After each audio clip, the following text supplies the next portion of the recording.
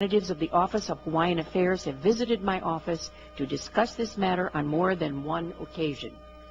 As a member of Congress representing a non-self-governing territory that is home to an indigenous people, the Chamorros of Guam, I come to this discussion with an added appreciation for and a sensitivity to the inherent rights of the indigenous peoples. Native Hawaiians continue to engage in traditional cultural practices spanning all aspects of daily life and industry, including traditional agricultural methods, fishing, and subsistence practices. It is important that Congress recognize, protect, and respect these indigenous practices. The bill before us today, Mr. Chairman, would authorize a long overdue process of federal reorganization for the Native Hawaiian governing entity, and our acting favorably on it would be entirely consistent with the responsibilities and the principle that this committee is called to uphold. So I therefore strongly support the efforts to bring just and due federal recognition for the Native Hawaiians and recognizing the steadfast work of the Hawaiian delegation, especially my colleague Mr. Neil Abercrombie and Ms. Hirano, as well as Senators Akaka and Inouye, for developing a good bill that outlines a process for appropriate federal recognition for the Native Hawaiian people. As we continue this discussion, it is important for all of us to remember and understand that the Kingdom of Hawaii was overthrown with the involvement of the United States minister and the U.S. military. Congress recognized this injustice through the passage of the Apology Resolution in 1993, and now it is time for us to act to address the consequences of that moment in history by advancing H.R. 2314. And again, Mr. Chairman, I thank you for the opportunity to make this statement. This bill has my support, and I hope we can move it to the floor quickly after this hearing today. This has nothing to do with the Constitution. This has nothing to do with race. This has to do with assets, land, and money. Gentleman from American Samoa, Ron Voiga. Thank you, Mr. Chairman. I would like to ask unanimous consent that my statement be made part of the record. I object. And I do want to, again, personally welcome our colleague, Ms. Hirano, from the great state of Hawaii for her presence, and to hear from her, as well as Ms. Haunania Polione, the chairwoman of the Organization of Hawaiian Affairs, with us, and members of the board of OHA. Mr. Chairman, I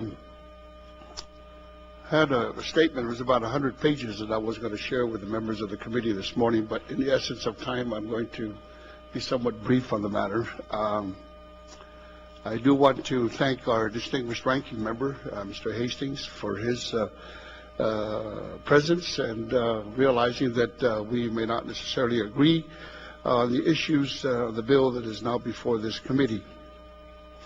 While it is true that there is no presence of the administration to testify before the committee, but I am certain that in the coming weeks, in the near future, that we will definitely receive an official position from the administration rather than from the Department of the Interior or even from the White House. It's no secret, Mr. Chairman, that the Bush administration for some 8 years have always been against supporting this bill based on some of the court cases that have come before the Supreme Court as it relates to the rights of the Native Hawaiians. Legalize an issue and say that that's the correct way to move, and to say that it was a legal decision that was made, so therefore it's true. I think we only need to think of the fact that one of the Supreme Court decisions called Plessy versus Ferguson, where the doctrine of equal but separate clause came into being, and for many, many years, our whole country was following that Supreme Court decision and saying that separate but equal, meaning that different races in our community throughout the country and the states were able to practice this equal but separate provisions, where blacks have to sit behind the buses. They have to eat in separate restaurants. I mean, the basic question, bottom line, Mr. Chairman, it was racism. Blacks have to sit behind the buses. They have to eat in separate restaurants. I mean, the basic question, bottom line, Mr. Chairman, it was racism at its best. And it was not until 1954 that another Supreme Court decision came about. It was the Board of Education. And that decision overturned the entire doctrine of equal but separate, dividing the races or dividing the peoples in our great country, to the extent now that we have the Civil Rights Act, the Voting Rights Act, where African Americans finally, after 100-some years, have come to realize their constitutional rights, with the presumptive belief, most of us, to think that the Constitution is blind.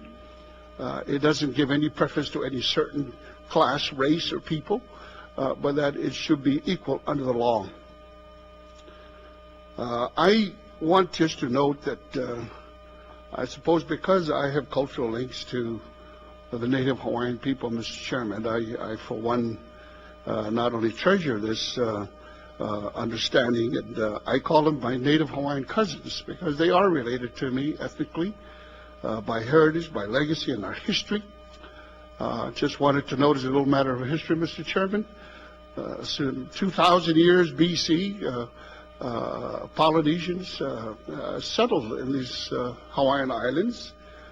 Some came from Tahiti, some came from Samoa. There were other Polynesian groups that came and settled in these islands. At the time of Captain Cook, there were some 300,000 native Hawaiians living there. Interestingly enough, it wasn't until about 2,000 years later that finally, as my colleague from Hawaii has stated earlier, that this great warrior king by the name of Kamehameha, for the first time, united the Hawaiian Islands with the warriors of some 30,000 warriors. Can you just picture now, Mr. Chairman, if you can just kind of imagine what the Hawaiian Islands look like, and from the big island of Hawaii, this warrior king with 30,000 warriors and some 900 war canoes started the task of which took him almost 10 years to finally unite all of the Hawaiian Islands in one rule. And from King Kamehameha, there was an organized, duly recognized sovereign nation. There was an organized, duly recognized sovereign nation for some 100 years before the illegal and unlawful overthrow of Queen Liliuokalani's kingdom in the late 1890s. I can go through that whole rendition of the history, Mr. Chairman, but I just wanted to share that this is not the question of race. I know that critics and my colleagues on the other side of the aisle have always said that they don't like this bill because it's race-based. It gives special preference to Native Hawaiians. I think we need to understand with a clear perspective that Native Hawaiians are the only other indigenous Native peoples under the administration of this great nation, very similar, in fact, exactly the same as the American Indians, as well as the Native Alaskans.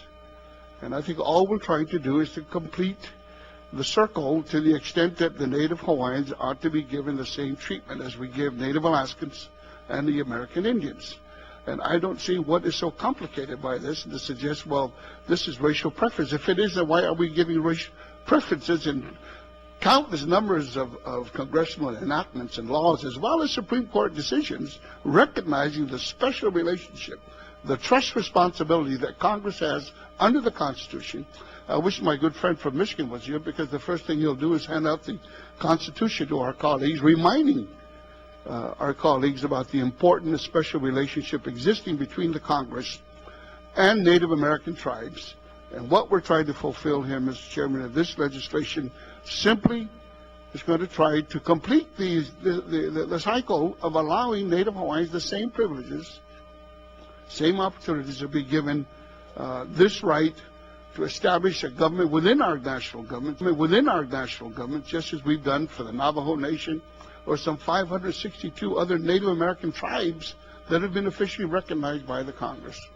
I wanted to share with my colleagues, Mr. Chairman, that it was my privilege. I think at the time that our friends in Europe were trying to determine if the planet was round or was flat, and for fear that they're going to fall over the edge of the planet, they had to stay close to the mountains to make sure that they don't get off the edge. But I wanted to share with my colleagues this photo here. Mr. Chairman, it's a picture of what my Hawaiian cousins built in the 1970s. It's a replica of a Polynesian voyaging canoe, double hull canoe that was built, for which the native Hawaiian community and their leaders set sail from Hawaii to Tahiti, Tahiti to the Cook Islands to New Zealand, to Tonga, to Samoa, my own islands, back to Tahiti, then to Hawaii. And it was my privilege to serve as a crew member of this Polynesian voyaging canoe, Mr. Chairman, for which took us about 27 days to sail from Tahiti to Hawaii. And the point I wanted to make here, Mr. Chairman, there are some 400,000 native Hawaiians living right now. The largest indigenous inhabitants living in under the sovereignty of our country are native Hawaiians. And I think it would be a travesty in justice and fairness to our whole system if this bill is not passed and given the native Hawaiians. They're not asking, they're not begging for anything. They just want to be treated fairly as other indigenous native peoples. And I think this is what this bill is about. And I sincerely hope that in the course of our hearings in the coming weeks, that my good friend from Washington might have a change of heart in understanding and appreciating what the native Hawaiians have had to endure for the last 100 years. And again, I commend and thank my good friend from Hawaii, Congressman Abercrombie. I associate myself with all that he has said about the need for this legislation to again pass this committee, passed by the House, and hopefully we'll get it to the White House and have President Obama sign off on it. Thank you, Mr. Chairman. Now you're back. Thank you. This has nothing to do with the Constitution. This has nothing to do with race. This has to do with assets, land and money. With assets, land and money. Maisie, we welcome you to the committee, and again, thank you so much for your leadership on this issue. You may proceed as you desire. Thank you, Mr. Chairman and Ranking Member Hastings and all of the members of the committee. Aloha. Thank you for this opportunity to testify on H.R. 2314. I particularly appreciate the comments made by my colleagues, Abercrombie, of course, Bordello and Faleo Mavaega, as well as your comments, Mr. Chairman, because I feel as though I can just rest on your comments. However, I am here, so I'm going to proceed with my testimony. I begin, of course, by wishing all of you a happy Kamehameha Day. In Hawaii today is a holiday. We celebrated Kamehameha Day here in Washington, D.C. on Sunday, where more than 400 people came to drape leis around the Kamehameha statue in Emancipation Hall. And King Kamehameha I was the king who united the Hawaiian kingdom and established the Kingdom of Hawaii in 1810, and it is for his people, the native Hawaiians, that H.R. 2314 seeks to end years of injustice and provide a path to self-determination. The Kingdom of Hawaii was overthrown in 1893.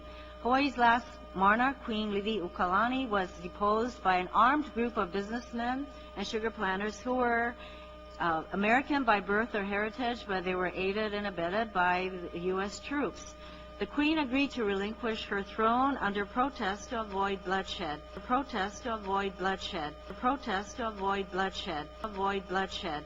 She believed the United States, with which Hawaii had diplomatic relations, not to mention treaties, would restore her to the throne. As we now know, despite the objections of President Grover Cleveland, the injustice of the overthrow of an independent nation was allowed to stand, and the Republic of Hawaii was established. The Republic of Hawaii was established. In 1898, the United States annexed Hawaii. Prior to annexation, a petition drive organized by Native Hawaiians secured thousands of signatures, almost two-thirds of the Native Hawaiian population, opposing annexation. These historical documents are now a part of our National Archives. Native Hawaiian culture was under siege. The Republic of Hawaii prohibited the use of the Hawaiian language in schools. The Republic of Hawaii prohibited the use of the Hawaiian language in schools. Everyday use of the Hawaiian language diminished greatly, and it was in danger of dying out. Hawaiians were pressured to assimilate, and much of their vibrant culture was lost. Hawaii became a state in 1959. Beginning in the late 1960s and early 1970s, a Native Hawaiian cultural rediscovery began in music, hula, language, and other aspects of the culture. People of all ethnicities in Hawaii respect and honor the Native Hawaiian culture. We are not threatened by the idea of self-determination by Native Hawaiians. We are not